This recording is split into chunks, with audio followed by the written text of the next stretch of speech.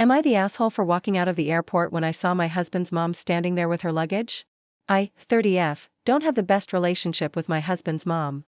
Since day one, she has made snide remarks and compared me to other women. Then, she switched tactics, overly praising everything I do and even copying me. Like that time she literally dyed her hair purple, just like mine. When people pointed out how ridiculous she looked, she blamed me and accused me of trying to make a joke out of her. Anyway, my husband and I planned a 2-week international trip. Strictly for the two of us. I saved up and arranged everything, while he was in charge of booking the tickets. His mom wanted to come, but I said no. She threw a tantrum.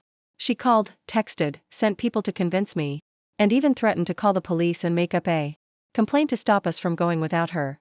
My husband suggested we just take her along, but I told him he was wrong for even telling her about the trip. He gave me an ultimatum, he wouldn't go unless she came. I called his bluff, and he backed down, saying, "Fine. I'll tell her to stop because we're not taking her." Then, everything got suspiciously quiet. The day of the trip came, and we arrived at the airport at 2 p.m. My husband was walking ahead, looking around like he was expecting someone. When I asked who he was looking for, he ignored me. Then, we reached the waiting area, and there she was, his mom, standing with her luggage. I froze. A cold wave washed over me as I watched them hug. I didn't say a word.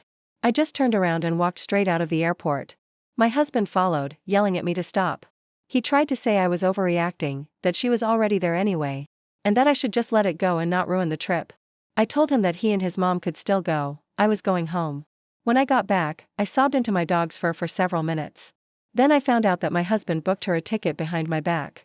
An hour later, he stormed in, yelling about how pathetic and spiteful I was for walking out and ruining the trip at the last minute.